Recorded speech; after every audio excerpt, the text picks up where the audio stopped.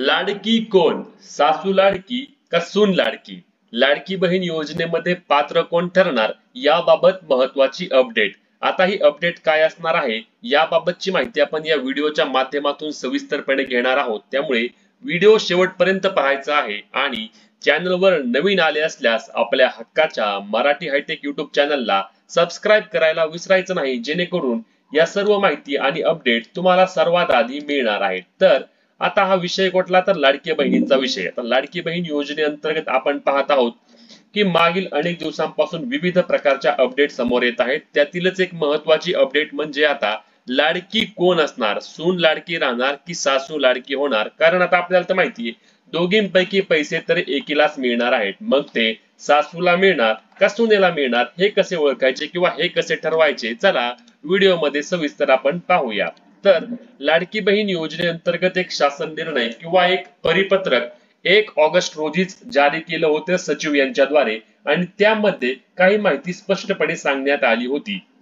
ही माहिती काय होती बघा, कुटुंबात दोन विवाहित, आता हे आम्ही पॉइंट वाचतो बघा, कुटुंबात दोन विवाहित महिला जर योजनेचा लाभ घेत असतील तर त्यातील एक महिला ही अपात्र आहे. म्हणजेच की दोन विवाहित, आता सून पण विवाहित आहे आणि सासू पण विवाहित आहे, त्यामुळे या दोघींपैकी पैसे तर एकीलाच मिळणार, हे मात्र 100% खरं आहे. मग आता यातील अपात्र कोण आणि पात्र कोण हे कसं ठरवायचं हा मोठा प्रश्न होता. तर याबाबत सरकारने काय म्हटलं, तर बघा सरकारने सांगितलं की कुटुंबातील सासू आणि सून अथवा दोन किंवा दोन पेक्षा जावा जर लाभ घेत असतील तर त्यातील एक महिला पात्र आणि दुसरी महिला अपात्र होणार आहे. म्हणजे एकीलाच पैसे मिळणार, दुसरी अपात्र होणार.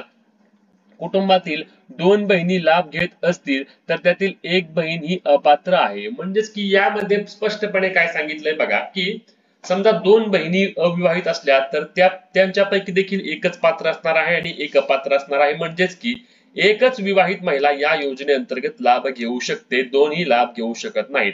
खरं तर या निर्णयाबद्दल बोलायचे झाल्यास खूप काही बोलता येण्यासारखं आहे. जर लक्षात घ्या, समजा एक रेशनिंग कार्ड आहे, आपण या ठिकाणी मानूया की एकच रेशनिंग कार्ड आहे आणि एका रेशनिंग कार्ड वरती सासू आणि सुना दोघे आहेत. त्यांच्या कुटुंबामध्ये एकही अविवाहित मुलगी नाही, त्यांच्या मुलीचं लग्न झालंय किंवा त्यांना मुलगी नाही असं आपण ग्राह्य धरूया. मग अशा ठिकाणी तुम्ही एकीलाच पैसे देणार आणि समजा एका ठिकाणी दोन महिला आहेत, त्यांच्यामध्ये एक अविवाहित आहे आणि एक अविवाहित आहे, तर अशा ठिकाणी तुम्ही दोघींना पैसे देणार. मग जर सून आणि सासू मध्ये हे अंतर कशासाठी सरकारने हा नियम काढलाय, तो नियम कशासाठी काढलाय? जर तुम्हाला द्यायचे तर एका कुटुंबामध्ये सरसकट दोघींना पैसे तुम्ही देऊ शकता. मग सासू असेल सून असेल या दोघींनाही योजनेचा लाभ द्या, जेणेकरून त्यांच्या कुटुंबामध्ये वाद होणार नाही. आता जे सरकार सांगतंय की सासू लाडकी का सून लाडकी हे ठरवायचं कुणी, तर हे सासू आणि सुना दोघींनी ठरवायचं. अहो हे ठरल कसे मला सांगा? आता हे पैसे कोणाला नको आहेत का? सून म्हणेल मला पण पैसे पाहिजेत, सासू म्हणेल मला पण पैसे पाहिजेत आणि यामुळे उलट घराघरामध्ये मोठ्या प्रमाणावर भांडण लागू शकतात. अंगणवाडी सेविका जेव्हा विचारायला गेल्या तेव्हा अंगणवाडी सेविकांनी जेव्हा सुनेला विचारलं तेव्हा सून म्हटली की मला पैसे चालू ठेवा, तर सासू म्हटली की आता म्हातारपणी मला ह्या योजनेचे पैसे लागणार आहेत, हे पैसे मलाच चालू ठेवा. आता यामध्ये अनेक सुनांचं काय मत आहे की आमचं वय कमी आहे, आता सासूचं वय समजा 60 वर्ष आहे, पुढच्या 5 वर्षात 65 वर्ष वय होईल, मग त्यांचे योजनेचे पैसे बंद होतील, मग ही योजना आमच्या कुटुंबामध्ये कोणालाच मिळणार नाही. त्यापेक्षा सुनेलाच पैसे येऊ द्या, कारण सुनेचा अजून वय कमी आहे, सून भरपूर दिवस या योजनेचा लाभ घेऊ शकते, असं देखील मत येत आहे, हे अंगणवाडी सेविका सांगत आहेत. यामुळेच या भांडणामुळे अंगणवाडी सेविकांनी देखील सांगितलं की बाबा आम्ही योजनेची पडताळणीच करणार नाही, आता तुम्हाला जिकडून करायचं तिकडून तुम्ही पडताळणी करा. आम्ही घरोघरी गेलो की आमच्या सुना आणि सासू भांडण करत आहेत. तर सरकारने अजूनही याबाबत 100% विचार करायला हवा. सासूलाही लाडकंच केलं पाहिजे आणि सुनालाही लाडकं केलं पाहिजे. जर मुलगी लाडकी तुम्ही म्हणताय तर मग सून का लाडकी नाही, हा विषय सर्वात मोठा आहे ना. यामुळे काय होते लक्षात घ्या की कुटुंबामध्ये भांडण होत आहेत, कुटुंबामध्ये अंतर येत आहे. आता हे ठरवणार तरी कसं मला सांगा? आता समजा सासू म्हणते की मला पैसे पाहिजे, सून म्हणते मला पैसे पाहिजेत आणि यामुळे दोघींचेही पैसे बंद झाले आहेत, दोघींनाही योजनेचे पैसे येत नाहीत. आता दोघींपैकी एकीला पैसे यायचे म्हटल्यानंतर त्यांना विनंती अर्ज भरून द्यावा लागत आहे. विनंती अर्ज भरून द्यायचं म्हटलं की सांगावं लागत आहे पैसे कोणाला चालू ठेवायचे, कोणाचे पैसे बंद करायचे. या अशा मुद्द्यांमुळे खरं तर सरकार हे खूप जास्त चुकीचं करतंय. तुम्हाला जर योजना द्यायची तर दोघींना तुम्ही सरसकट पैसे द्या आणि तुम्हाला जर पैसे द्यायचे नसतील तर दोघींनाही देऊ नका, परंतु हे त्यांच्यावर आणू नका. आता काय झालंय माहिती का, अनेक ठिकाणी मी बघतोय की सुनेने जाऊन विनंती अर्ज भरलेला आहे अंगणवाडी सेविकांकडे आणि सासूनेही भरला आहे. मग परत तेच झालं, कुटुंबामध्ये परत दोघींनी फॉर्म भरला, परत तुम्ही एकीलाही पैसे देणार नाही. त्यापेक्षा सरकारने काय करावं माहिती का, एका कुटुंबामध्ये एकतर दोघी ठेवा किंवा मग एकच ठेवा. मग विवाहित असेल अविवाहित असेल एकच, एकीलाच पैसे द्यायचे आणि ते तुम्ही ठरवा. हे लाडक्या बहिणींना ठरवायला लावू नका.